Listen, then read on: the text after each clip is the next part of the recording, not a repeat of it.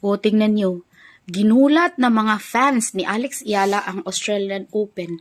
Kung makikita nyo, ayan, ang dami-dami nila at sumisigaw pa sila ng, "Laban, Alex! Pilipinas! Laban!" See? At sinabi pa ng mga commentators na mas marami pa ang fans ni Alex Ayala na nag-start lang siya ng first round at natalo. Kumpara doon sa finals ni Djokovic at sa kanila Federer na after ng match, umaabot lang siya ng 40K, 50K.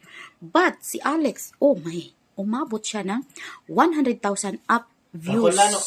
40K lang. 40K ang pinakamataas.